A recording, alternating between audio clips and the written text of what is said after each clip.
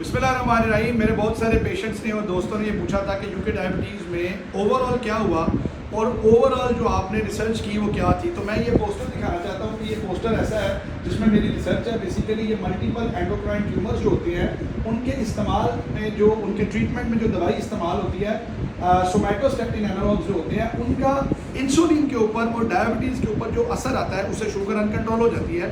हमने ये स्टडी की कि अगर हम इनको पहले से ठीक कर लिया जाए तो ये चीज़ें बेहतर हो जाती हैं, ट्यूमर के ट्रीटमेंट के अंदर शुगर ख़राब नहीं होगी।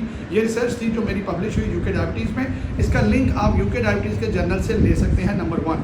नंबर 2, मुझसे बहुत सारे दोस्तों ने पूछा कि यूके डायबिटीज़ की जो नई रिसर्चेज हैं उसमें क्या क्या है। तो नई रिसर्चेज के अंदर जो चीज़ें आई हैं वो मैं आपको बताने लगा हूँ। नंबर 1 ये है कि हेल्थ इन इक्वालिटीज़ को उन्होंने ख़त्म कर दिया। ये मैंने जो आपके लिए पॉइंट बनाया है, यानी हेल्थ सर्विसेज चाहे कोई अमीर हो या गरीब हो उसको बराबर मिलेंगी। ये नंबर 1 पॉइंट था, उसका जो आप समझे कि लुबे लुबाब था। नंबर 2, तमाम की तमाम चीज़ें फ्यूचर में डाटा ड्रिवन होंगी, यानी हर चीज़ कोई ना कोई डाटा की बेस के ऊपर या इन्फॉर्मेशन की बेस के ऊपर कोई दवाई बनाई जाएगी, कोई टेस्ट बनाया जाएगा, कोई ट्रीटमेंट प्लान किया जाएगा डाटा की बेस के ऊपर। नंबर 3, टेक्नोलॉजी ने ट्रांसफॉर्म कर दिया है डायबिटीज़ के ट्रीटमेंट को। जैसे CGMs आ गए हैं और उसके अलावा नई टेक्नोलॉजीज आ गई हैं शुगर चेक करने की। उसके अलावा ये फैसला किया गया कि हर इंडिविजुअल की पर्सनलाइज केयर की जाएगी उसके हिसाब से। कोई प्रेग्नेंट है तो उस हिसाब से, कोई बूढ़ा है तो उस हिसाब से, कोई दिल का मरीज़ है तो उस हिसाब से। उसके अलावा ये फैसला किया गया कि डायबिटीज़ को ट्रायोपैथी के साथ लिंक किया जाएगा। ट्रायोपैथी का मतलब है कि डायबिटीज़ अगर शुरू में हो गई है तो हमें ये देखना है कि पेशेंट को गुर्दे की, दिल की या मेटाबॉलिक कोई और बीमारी प्रोड्यूस ना हो। उसके अलावा अर्ली डायग्नोसिस करने के लिए पेशेंट की स्क्रीनिंग के अमल को तेज़ करने का कहा गया है, टाइप 1, टाइप 2 और मोटी तीनों के अंदर। इसके अलावा उन्होंने ये कहा है कि हम जो टाइप 1 है उसके अंदर स्ट्रेटजीज ऑफ ट्रीटमेंट बदल रहे हैं, यानी क्योर की तरफ आ रहे हैं।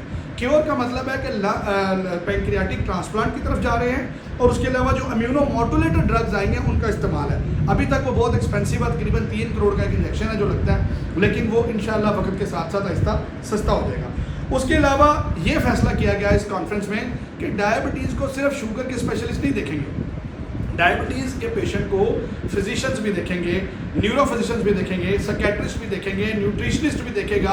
उसके अलावा मेंटल हेल्थ वाले भी देखेंगे, डाइटिशियंस भी देखेंगे और नर्सेज भी देखेंगी और पोडियाट्रिस्ट यानी जो पाँव का ख्याल रखते हैं वो लोग भी देखेंगे। So now it is a multi disciplinary approach.